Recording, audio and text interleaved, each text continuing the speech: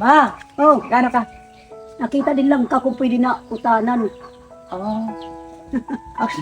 Wow, grabe guys. Sobrang daming bunga ng langka pero hindi pa siya Magagamot pa man. pwedeng hindi pa siya pwedeng gulagin kasi ang liit-liit pa. Oo. Alanganin pa ano. Sa ano. So, wag kang problema sa ulam natin today kasi ako na bahala. Yes! Chanay! Ayan, so wag ka nang problema sa ulam natin ngayon kasi bumili na ako dito ng 1 kilo ng bangus at saka yung acidic kung sakali magprito tayo. Tapos syempre yung snack mo today. Thank you. Grabe guys, so ngayon nabiyayaan na naman tayo ni Lord dahil po sa pagsisikap po namin sa pag-affiliate marketing. So ito po yung isa sa mga commission po namin, kaya yung iba nagtataka guys kung nakaraan kasi bumili pa lang ako ng bigas, tapos ito, kabibili ko na lang ulit. Marami nagtatanong kung bakit madalas bumili daw ako ng bigas. Kasi nga guys, yung mga kapatid ko, dito din sila kumukuha kung wala sila, so kami nag-share din kami. Tapos, pag nagluluto kasi si mother, 1 tangkal ng sardines yung malaki. So, parang mabilis siya maubos. Kaya ngayon, napag-isipan ko na gamitin niya na itong rice cooker. Kasi sa rice cooker, di ba guys, tag ilang cup lang, it's either 3 to 4 cups na rice is sapat na po para sa amin. Kasi 3 lang naman po kami dito sa bahay. So, pag ito yung gagamitin ni mother, makakatipid ko po kami sa bigas namin. At hindi lang yon guys, kasi binilhan ko na rin siya ng mga pangunahing pangailangan po namin. So pangmadalian ito. Yung coffee cube lang, tatapos mag-bear brand na kayo. Ano? Ito naman para sa pamangkin ko. Bear brand with coffee guys. Tapos ito yung snack niyo na mga biscuits sa tuwing umaga. Tapos asukal, may asukal pa naman kami doon. Tapos syempre guys, yung Milo sa mga pamangkin ko rin. Sa mga bata. Snack nila. Tapos yung mga Youngstown. Kasi mahal dito sa tindahan. Syempre hindi pwedeng mawala guys yung pang-araw-araw ni mother. Kagaya ng sabon na bareta. Tapos itong safeguarding po namin. Shampoo meron pa kami. Yeah. Tapos yung powder guys. Wow! Grabe, thank you so much po talaga Lord sa lahat ng blessings. And ano po yung masasabi mo sa mga blessings na natanggap natin galing sa Panginoon? Siyempre, maraming salamat po. Kumusta po kayo dyan? Salamat po ng marami sa inyong lahat. Kayong pinaguhugutan ko ng lakas.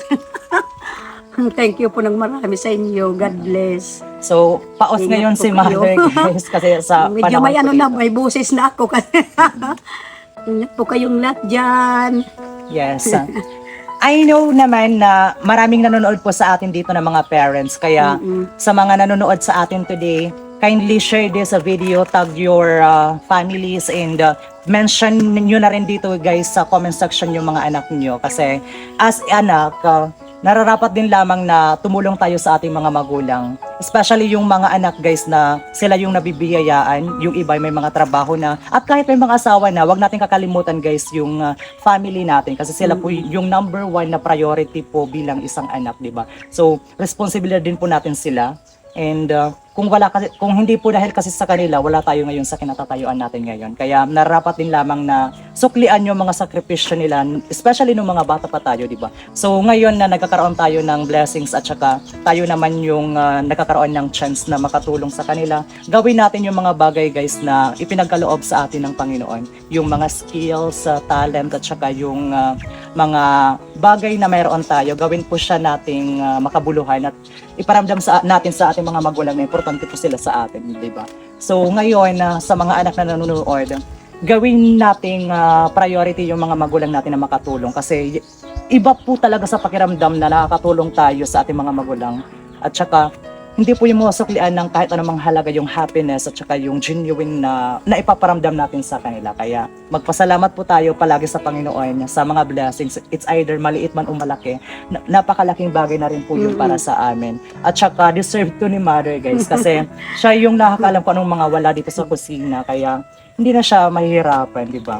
At sa mga kabataan naman na nangangarap din at wala pang kapas na makatulong, huwag niyong hahayaan na hanggang dyan lang kayo. Magpatuloy kayo sa mga ginagawa nyong kabutihan. Para sa tamang panahon ay magkaroon din kayo ng chance na makatulong sa inyong mga magulang. At syempre, habang nakakasama nyo pa yung mga magulang nyo, iparamdam nyo sa kanila kung gaano sila kahalaga at kung gaano nyo sila kamahal, di ba? Kasi once in a lifetime opportunity lang ito, guys. Napakadaling lumipas ng panahon at saka lahat ng mga bagay is pwedeng magbago pa. Kaya habang may pagkakataon pa kayo, guys, iparamdam nyo at saka gawin nyo yung mga bagay talaga na makakapagpasaya sa inyo. Kaya Lord, thank you so much for all the blessings and sa lahat ng mga viewers natin out there, especially yung mga solid supporters natin. Kung hindi po dahil sa inyo, wala po kami ngayon sa inyong harapan at saka kung hindi po dahil sa inyo, hindi po ako magkakaroon ng chance na makatulong sa family ko. Ako lang po talaga yung naging instrumento ni Lord, naging tulay para gawin yung mga bagay na narapat tapos maipahatid sa kanila kung ano yung mga bagay na deserve nila, guys.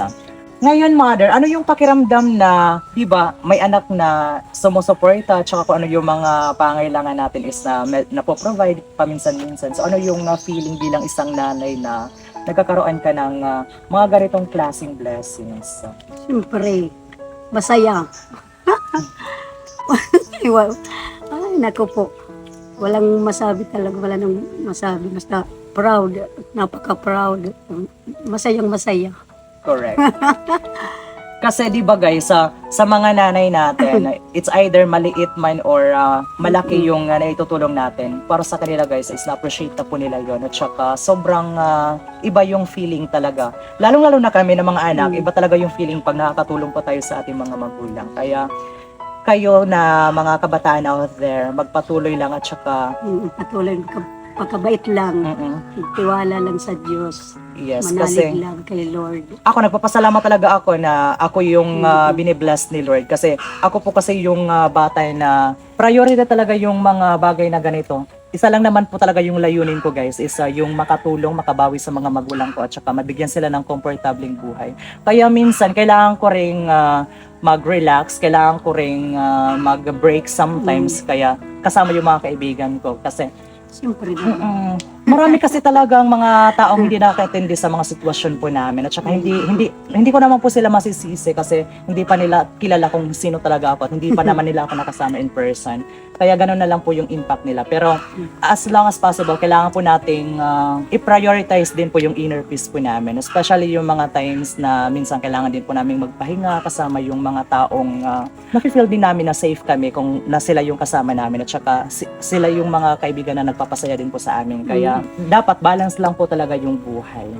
Pero wag po natin kakalimutan yung mga responsibilities mo natin, yung mga priorities mo natin, especially yung family natin guys. Kasi sila po talaga yung number one na nandyan, solid supporters po natin. At saka kung may mga pagkakataon na may mga problema tayo, sila yung number one na makakatulong sa amin. At saka sila yung malalapitan lang po talaga natin. Kaya ngayon, thank you so much po talaga sa inyong lahat sa walang sawang support at pagmamahal. I really appreciated it much. Kaya sana sa mga nanonood po sa atin today, bless din po kayo ni Lord. Tapos I know na ngayon may mga pinagdadaanan tayo. Pero hindi natatapos lang doon kasi may magandang plano si Lord para sa atin. Huwag kayong mawawalan ng pag-asa. So, again, everyone, hanggang dito na lang po muna tayo kasi ito paambon na naman. Kailangan na namin ipasok lahat ng ito. So, thank you so much everyone for watching. See you again on our next video. Bye-bye! Mwah.